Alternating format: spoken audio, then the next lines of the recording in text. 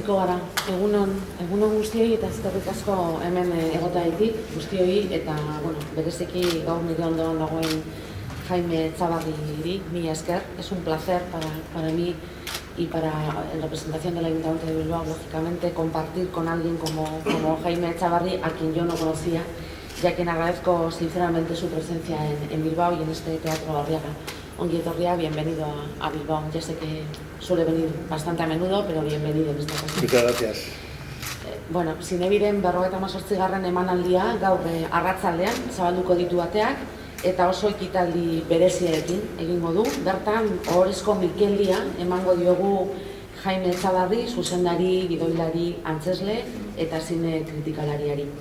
Jaialdiak erabat pertsonala den zinegilearen lan osoa aintzaetzi gura dau, izan ere berabarik gaur egungo ikusentzulek ez lukete ulertuko gaurko zine garaikidearen bilakaera.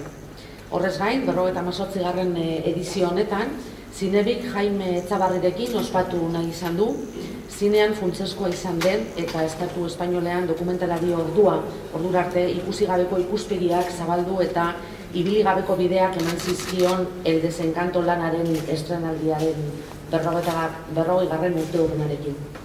El Desencanto filma bihar zapatuan, azaroaren 19an, eskainiko da arratsaldeko 6 aurrera Guggenheim Museoko auditorioan. Zuzendaria bertan egongo da, film bikain horri buruz duen ikuspegia ikusentzuleekin konpartitzeko. Esan dudan bezala, hori bihar izango da, gaur arratsaldean Zinebik hasiera emango dio aurtengo ekitaldiari, Arriaga antzokiko agertoki nagusi honetan, 8 Jaime Etxabarrirekin, eta azken edizioetan, ohikoa danez, sekzio ofizialean lehiatuko diren euskal film laburrak eskainiz. Decía que el Festival Internacional de Cine Documental y Cortometraje de Bilbao, Cinebi, en su 58 edición, abre sus puertas esta tarde y lo hace con una gala muy especial en la que entregaremos el Mikeldi de honor a Jaime Etxabarri, director, guionista, actor, crítico, cinematográfico, un montón de cosas. Y como ya viene siendo habitual en las últimas ediciones, con la proyección de los cortometrajes vascos a concurso dentro de la sección oficial. Este festival quiere reconocer la obra entera de un cineasta radicalmente personal, sin el cual los espectadores de hoy no podrían entender algunos aspectos fundamentales de la evolución del cine contemporáneo.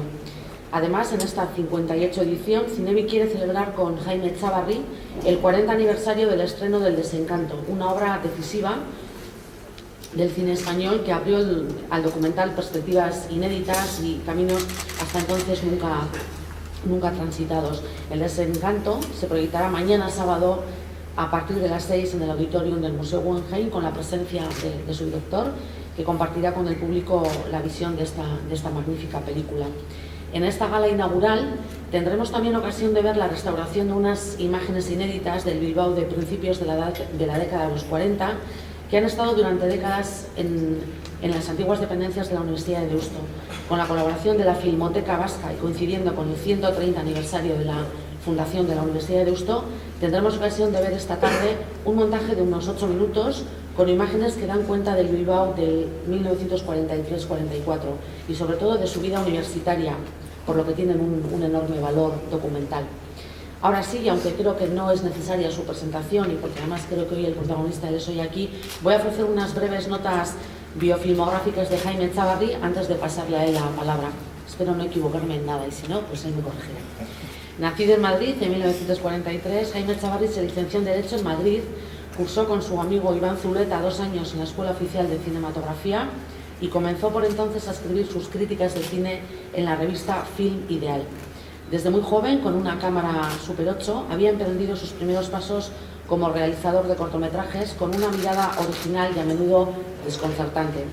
Una de sus primeras prácticas en la EOC fue el asesinato de Sharon Tate, que protagonizaba un travesti y fue censurada en su momento por la dirección de la escuela, lo que provocó una huelga de los estudiantes. En 1971, su cortometraje Estado de Sitio recibió el Mikeldi de Oro de ficción en la 13ª edición del entonces llamado Certamen Internacional de Cine Documental y Cortometraje de Bilbao, que antes recordábamos. Su colaboración con el productor Elías Querejeta entre el 76 y el 80 señala sin duda el momento más importante de su filmografía. de esta etapa es precisamente El desencanto, de 1976. Se trata de una crónica áspera de la familia del por entonces ya fallecido poeta Leopoldo Panero, vinculado ideológicamente al franquismo. Tras esta fecunda etapa, Jaime Echavarri dio un giro a su obra e inició un largo periodo de colaboración con el productor Alfredo Matas. Se trata de unos años en los que el cineasta no dudó en ponerse al frente de adaptaciones cinematográficas de obras literarias de escritores, como fue el caso de Lloret Villalonga, Bear o La casa de muñecas, o Fernando Fernán Gómez con Las bicicletas son para el verano. Hacia el final de esta etapa, Jaime Echavarri volvió a dar un golpe de timón a su trayectoria para adentrarse en los territorios de un cine de género con el melodrama de base musical como punto de referencia. Bajo esta inspiración, dirigió, entre otras, Las cosas del querer, interpretada por Ángela Molina y Manuel Banderas, uno de sus grandes éxitos comerciales. Además de todo esto, ha realizado también alguna incursión como director en la escena teatral, al servicio de obras de importantes dramaturgos nacionales e internacionales, entre ellos Martín Recuerda, Eduard Albí o Óscar Wilde. Nien az gehiago luzatuko, hitza aurtengo 2016ko gure horrezko Mikeldiari emango diot, Jaime Echavarriri, berak kontatzeko berak nahi duena. Beraz, Jaime, nahi duzunean, Jaime, tú tienes la palabra ahora y para lo que quieras. Muchas gracias, Nekane. A mí me gustaría que ustedes preguntaran, porque al fin y al cabo, para mí estar aquí es un honor.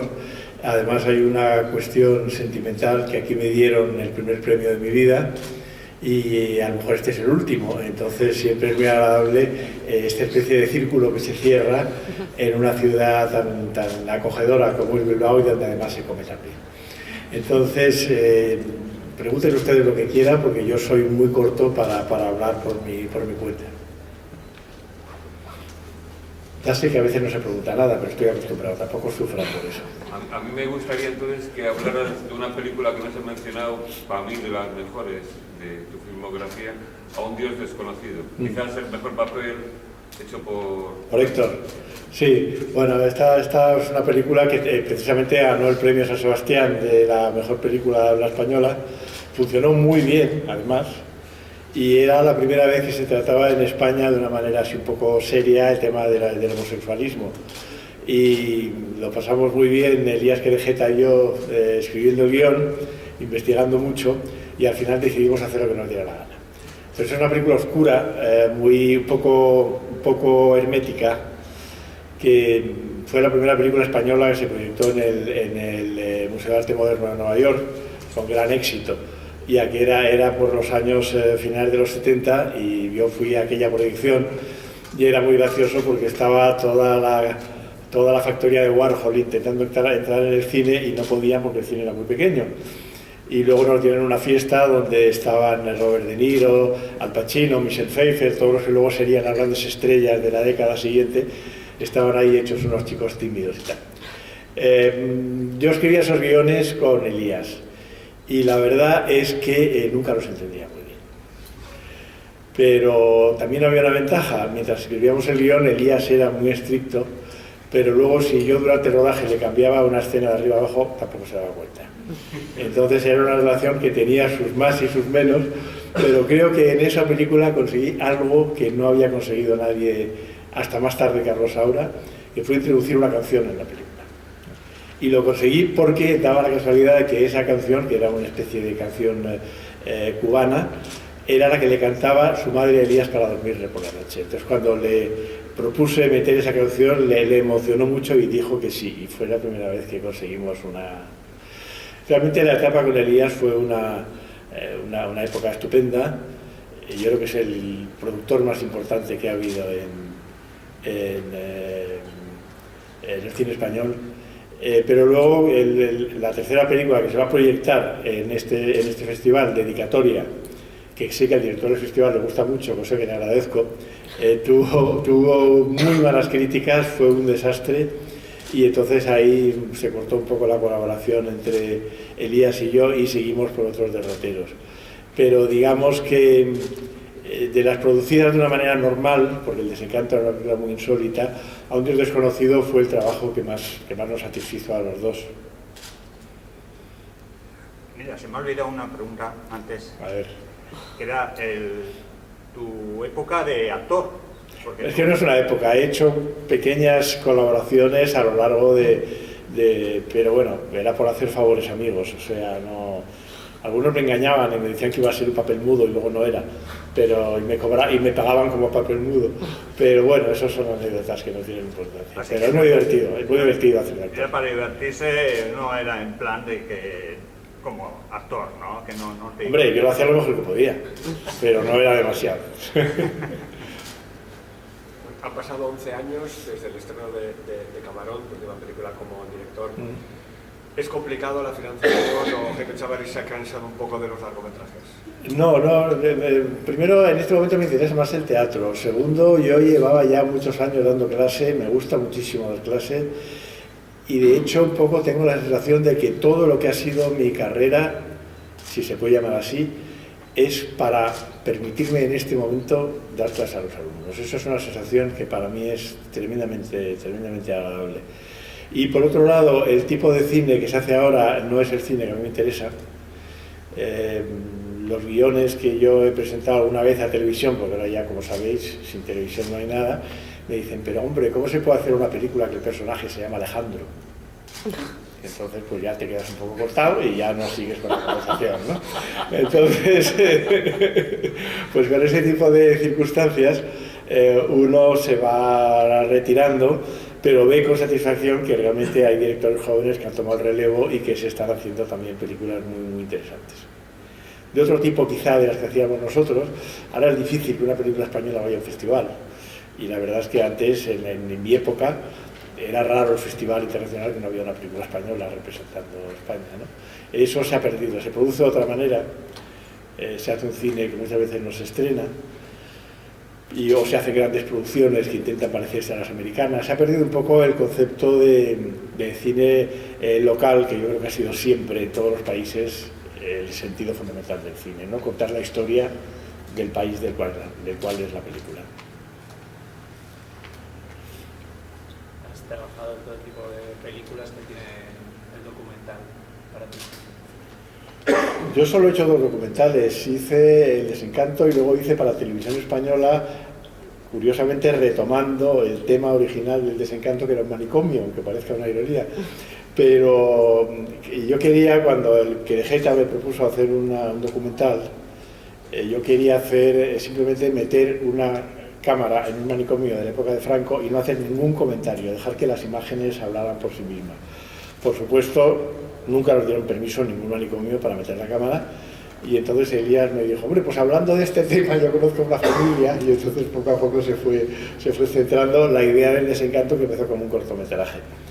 Pero a mí, más que el documental,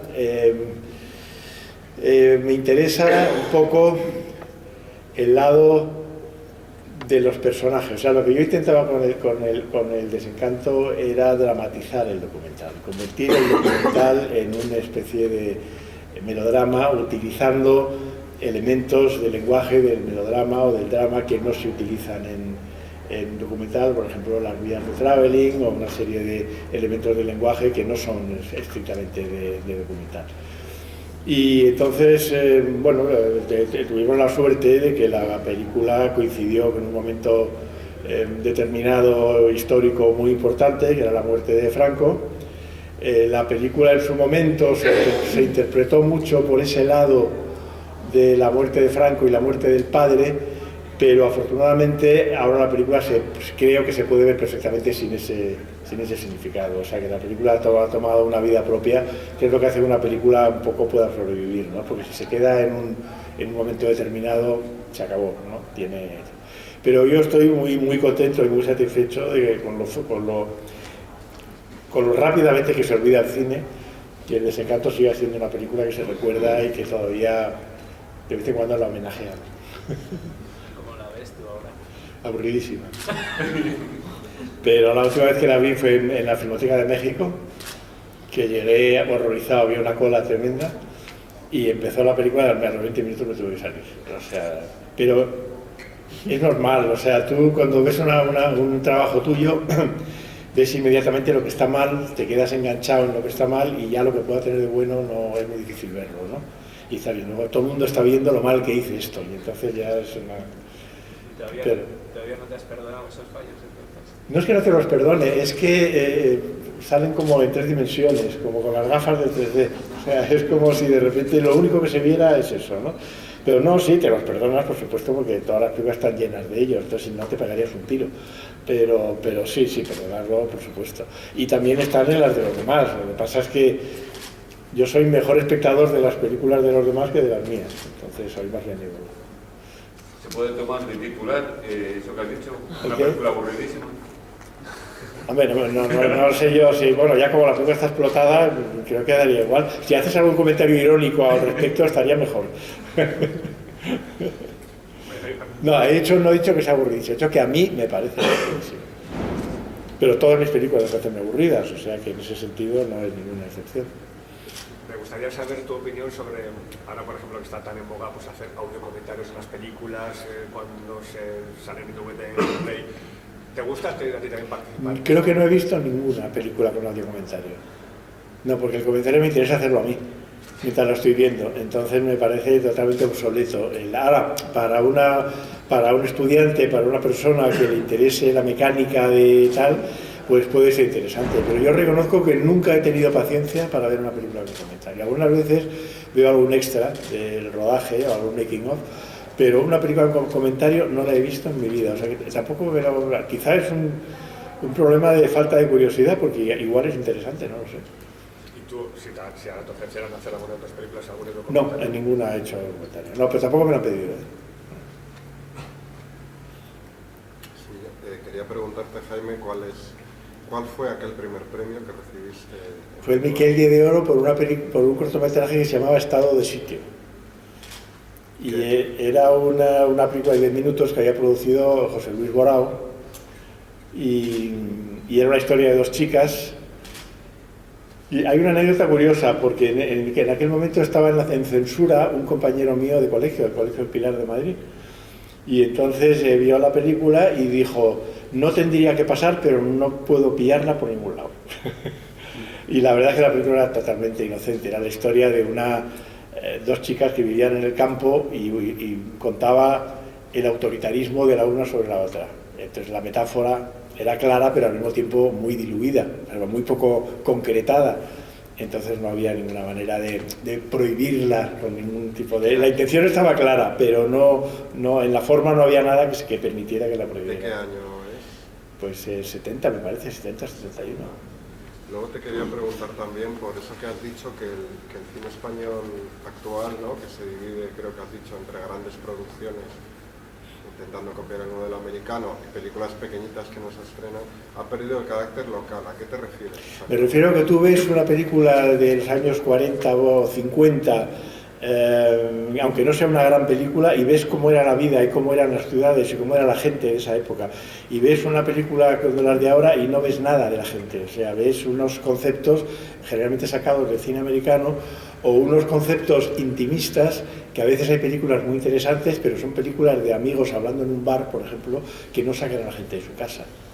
O sea, la película puede estar muy bien, pero nadie va a salir de su casa para verlo. Entonces, ese término medio de una película decentemente producida, que tampoco es una superproducción, y que pretende contar algo concreto de este país en un momento determinado, pues se va haciendo cada vez menos. Se hace, pero vamos, se va haciendo cada vez menos.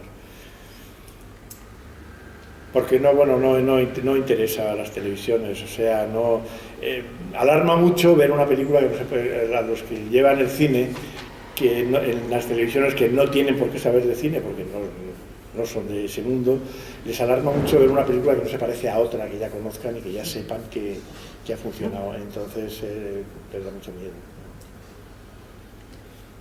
¿Crees que la televisión tiene ya demasiado poderío y está comiéndose al cine? Hombre, como hay una cosa buena de la televisión, son algunas series que son mejor en este momento. Yo creo que lo más interesante del cine americano, por ejemplo, son las series, mejor que el cine en sí mismo.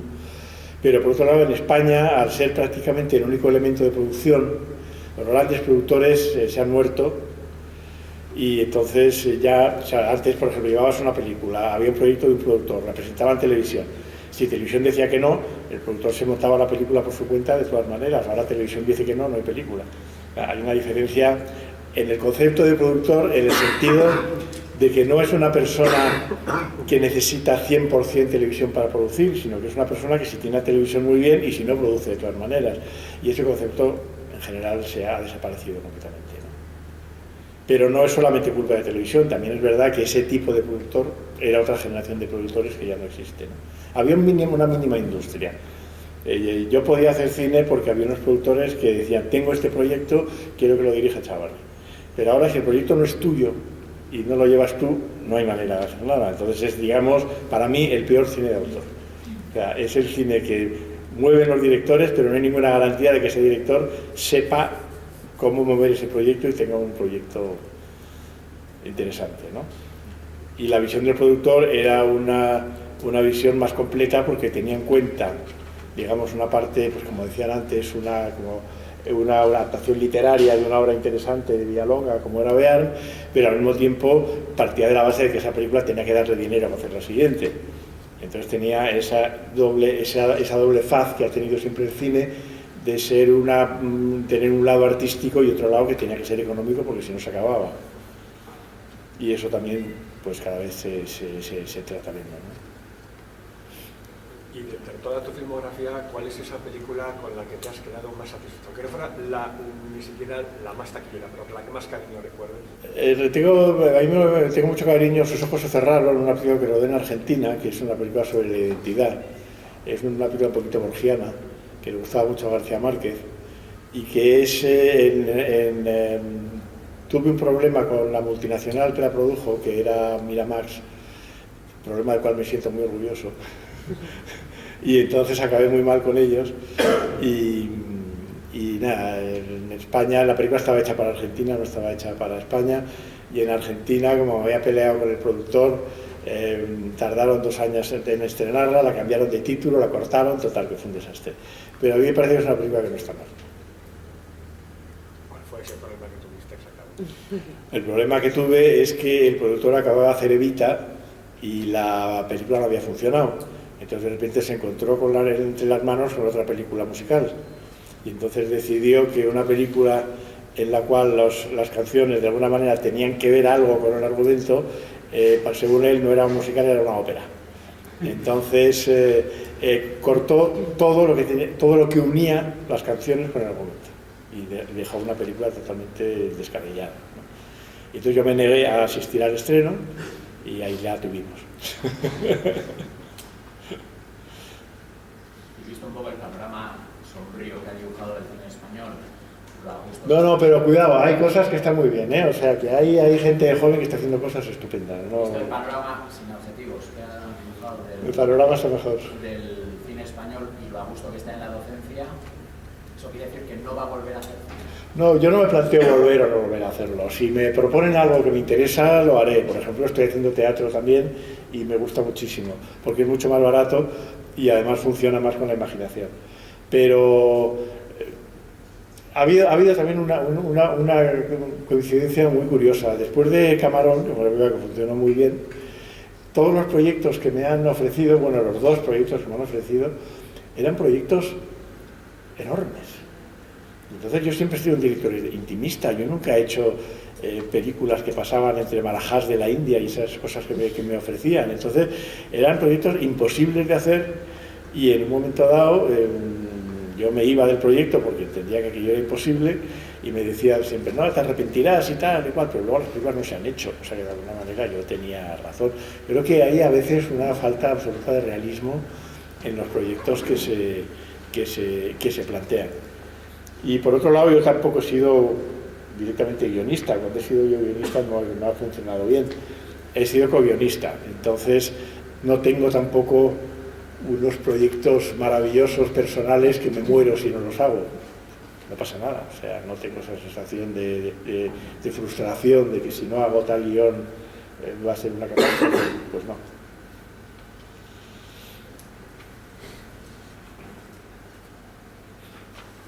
Bueno, no sé si hay más preguntas. Si no, bueno, me gustaría, de su trabajo como guionista, por ejemplo, el otro día me parece una creo que era la ópera prima de Fernando Colomo, la de Tigre Tigre de papel. sí, pero esa era la siguiente, entonces, Sketch. No, esa la escribimos él y yo juntos. Sí. Exactamente, bueno, Sí. Me llamó la atención. ¿Qué más tipos así de películas? Por ejemplo, No, pero yo he hecho guionista realmente de mis películas. Yo para los demás no he trabajado. No, todo el mundo sabía que yo no era buen guionista. Ya lo tenía muy claro. Ahora que Fernando era mi amigo mío y lo hicimos, pero nunca he sido considerado. Además yo mismo reconozco que no soy bueno. A mí es que no me costaba como guion, o sea que es, digamos, la única colaboración que has hecho como guion para una película, ¿no? Bueno, he escrito guiones de 2 películas mías, Los viajes escolares, El río de oro, que los he escrito solo y así salieron, y luego, de alguna manera, sin firmar, he colaborado en todos los guiones de todas mis películas, pero sin constar de una manera. No, pero si llegaste o por lo menos a coescribir una película con Luis Franco, ¿no? Bueno, es mentira. Sí, hay en mi filmografía 2 errores garrafales. Una es una película de Luis Franco que es No sé qué de Drácula, pero que yo nunca escribí. Pero en cambio, un amigo mío, bueno, sabéis quién es, Antonio Gasset, y yo escribimos una película para Jesús Franco, que nos pagó 5.000 pesetas por el guión, me acuerdo perfectamente, y que era la historia de Dr. Jekyll y Mr. Hyde, pero que el Dr. Jekyll, cuando cambiaba, se convertía en una señorita estupenda. Y entonces eso luego hizo la Hammer una película que se llamaba Dr. Jekyll y Mrs. Hyde, que nunca supimos si era que James Franco le había vendido la idea o si había sido casualidad, pero la verdad es que era una historia que me gustaba mucho. O sea, era un señor muy feo que era un médico espantoso y cuando se tomaba la poción salía una morena espectacular. Y entonces era una historia muy divertida, además muy mala, muy perversa y muy devoradora de hombres, como tenía que ser. Y era una historia que tenía su gracia. Y luego hay un documental por ahí que lleva mi nombre, que se llama Permanencia del Arabesco, que no tengo ni idea de dónde sale eso. Da igual. Que ni siquiera te la plantearon. No, tampoco lo sabe nadie, o sea que no. ¿Y la nueva ley del cine del gobierno qué te parece? Todavía no la he leído. No. Y me temo que no la leeré. No me interesa mucho. No me interesa mucho. No me interesa, pero me indigna lo que se hace en esos sentidos. Entonces, a mí me parece que se pone a la cabeza de cosas como el cine a la gente que no tiene nada que ver, que no le interesa lo más mínimo y que lo único que les ponen allí es porque han prometido que no van a gastar dinero. A mí me parece que esa es la política y es convertir todo lo que es, no quiero hablar de la palabra cultura porque me da mucha rabia, todo lo que es deseo de conocimiento o necesidad de belleza se quiere convertir en algo elitista y pijo y minoritario y me parece una vergüenza. O sea, yo creo que cada niño en un colegio tiene derecho, no el lujo, el derecho de que le enseñen lo que es una novela, lo que es una ópera, lo que es una película, lo que es una sinfonía. Yo creo que son derechos al conocimiento, no lujos, y eso me parece que está muy mal enfocado. A mí sí me gustaría saber cuál ha sido el último largometraje del que haya salido del cine conmovido. Bueno, yo no voy al cine ya porque me molesta mucho el público. Yo soy todo lo contrario de la gente que le gusta el cine, como para eso prefería los toros cuando era pequeño. Pero yo estoy viendo continuamente películas antiguas y la verdad es que hay últimamente una película desconocida de Nicolas Ray que se llama La casa en la sombra. Me ha gustado muchísimo, una película de serie negra del año... A mí la serie negra me entusiasma. La ilusión de mi vida sería hacer algún día una película de serie negra. Es una película con Ida Lupino y Robert Ryan, una película muy barata, serie B de la RKO, y es una película absolutamente preciosa.